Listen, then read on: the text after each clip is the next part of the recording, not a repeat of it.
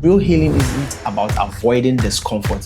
It's about learning how to meet it with curiosity, not panic, with passion and not control. When you have to pick your toddler and your back tenses, when you are nervous to return to the gym, when you are 2 months into feeling great and something tweaks again, when you are tired, stressed, and the fear of what if it comes back creeps in, this isn't just about pain relief anymore. It's about building an identity, one that is resilient, adaptive, flexible, and not defined by symptoms. By the end of this episode, you have a complete framework to help you stay out of a flare fear spiral, make movement a daily regulation tool, not just a chore, recognize setbacks as part of the path, not failure of the plan, understand the differences between pain and damage for real this time, and design a lifestyle that supports your healing both physically, mentally, and emotionally, and step into a life where back pain no longer runs the show. You also hear things today that are uncomfortable, and that's intentional. You've come this far. You're stronger than the voice in your head that says you are not. Let's begin.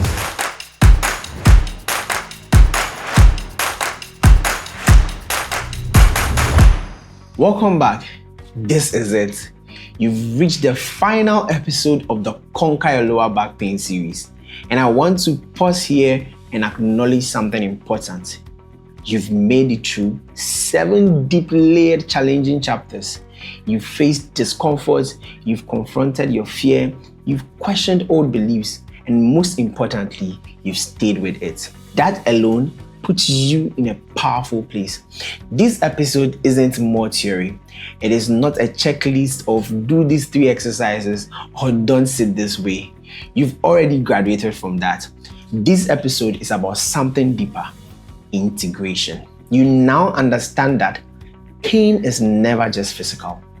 It's physical, yes, but also emotional, neurological, psychological, behavioral, and social. And all of these systems talk to each other.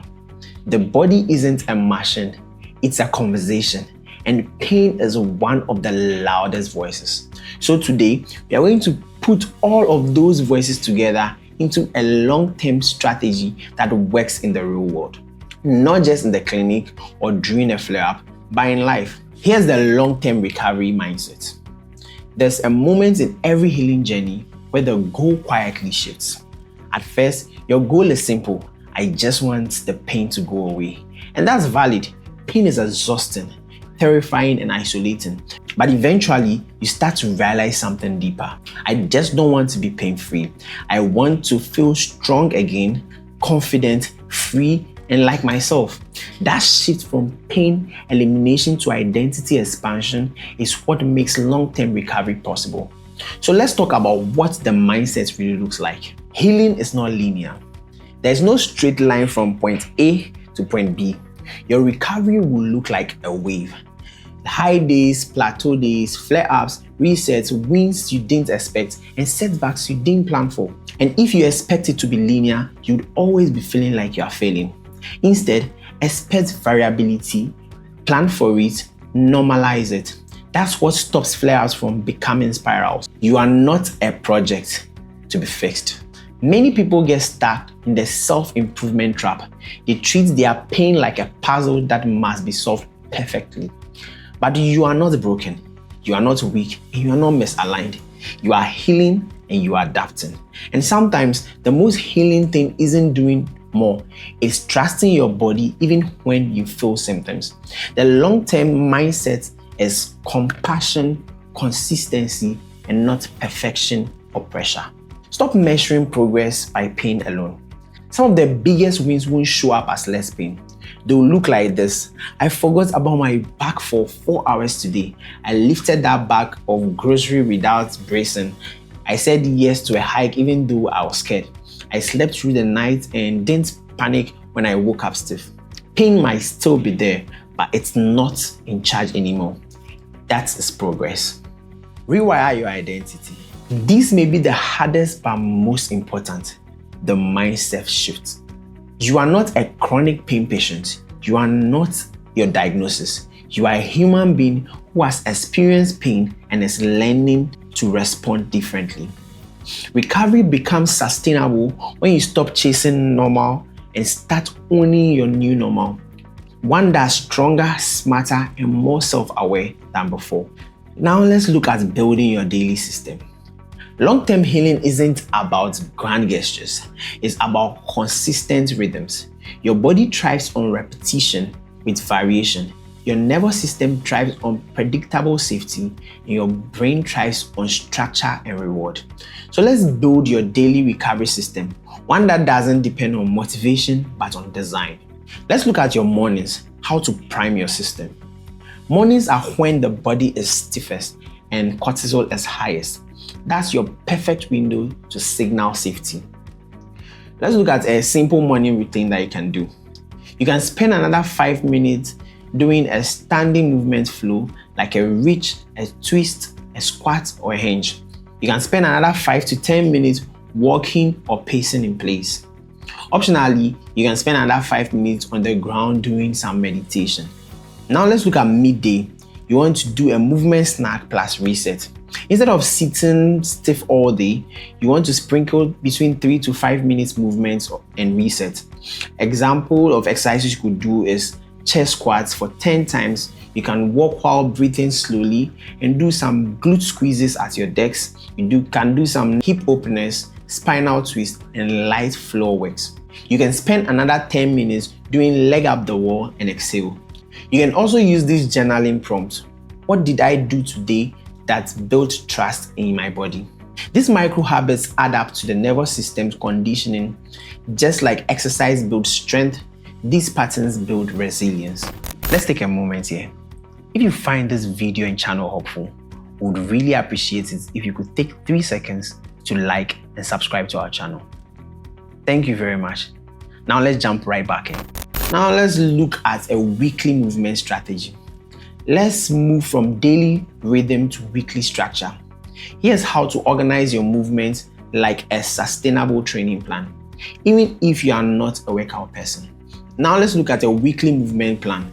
Day 1, you can do core plus glute activation for 30 minutes. You can do exercises like bird dog, glute bridges hold, dead bags, wall sits. These are light, stable, controlled exercises that helps to build the foundation. On day 2, you can walk or cycle for 20 to 40 minutes to build endurance, confidence, and capacity. On day 3, you can do mobility plus breath works for about 20 minutes. Spinal waves, 90s. You can do box breathing, which creates freedom in the tissue and breath. Day 4, you can do a full body light strength for 30 minutes. You can do chest squats, incline push-ups, band rolls, and carry holds. This builds functional strength, which equals nervous system safety. Day 5, fun day or a flow day. You can do dancing, swimming, gardening, and hiking. Movement without monitoring, which equals healing. Day 6, restorative and visualization. You can do foam rolling, vagus nerve reset, journaling, and meditation. This teaches your brain that you are not in danger. Day 7, open practice. Repeat what worked, adjust what didn't. This model gives you movement dose, control, and psychological safety, and it adapts over time. Now let's look at how you can handle flare-ups for the long term. Flare-ups will happen, not because you failed, but because you are alive. So instead of fearing them, you will learn how to respond without regression. Now let's look at a flare-up quick reset plan. 1, pause and breathe. Use this script. This is a flare-up, not a relapse, not a sign of injury. I am safe. This shifts the fear response immediately. 2, reset movement. Pick a trusted pattern, rocking, wall squats, or walking, and reintroduce motion without stress. 3, reflect and adjust. Ask yourself, what was I doing, thinking, eating, or believing that led to the flare-up? Flare-ups often follow stress, poor sleep, or emotional load. 4. Return with patience. Ease back in, keep the rhythm, and drop the shame. Flare-ups become less scary when you have agency and tools. Now let's look at the environmental and support system. Long-term healing doesn't always happen in isolation. You need an environment that supports your nervous system, not just physically, but emotionally and relationally. Audit your spaces. Is your workspace ergonomically kind? Do you have places for daily movement? Is your bedroom restful and tech minimal? You don't need perfection. You need permission to design for healing. Audit your relationships. Who makes you feel supported and not stressed? Who speaks hope and encouragement? Who reinforces fear or invalidates your progress? Let your recovery be relational. Let people in, but set boundaries with those who keep you locked in the old identity. Get professional help when needed. Pelvic floor PT, trauma-informed physios, therapies for pain, and functional medicine for underlying stress and inflammation. Healing doesn't mean doing it all alone. It means knowing when to get help and when to trust yourself. Now let's look at living beyond pain. There's one question every person with chronic pain eventually faces. If I'm not obsessing over my pain anymore, who am I? Let's answer it. You are more than your MRI, more than your worst flare-up, and more than the things you've lost. You are a resilient system in motion. You don't have to wait for your full recovery to travel, to laugh, to dance, to touch, to try, to risk, or to laugh. These are all healing in themselves. Joy is medicine. Reclaim your movement as expression. Start asking, what feels fun? What moves me emotionally? Where do I feel most alive? Pain stole your spontaneity, but you can take it back not by eliminating pain entirely, but by shrinking its control over your choices. This brings us to the end of this very empowering series on conquering low back pain. This is not goodbye, it is the beginning of the next chapter. You've walked through the hardest part, the uncertainty, the fear, the guilt, and the spiral, and you've come out with tools, insights, and proofs that you are not fragile, you are adapting. You don't need to obsess over perfect exercises or fear the future. Instead, ask, what's the next thing I can do to build trust with my body today? One breath, one squat, one walk, one kind thought. This is how people heal, slowly, honestly, and on purpose. You are not broken, you are rebuilding, and you are not alone.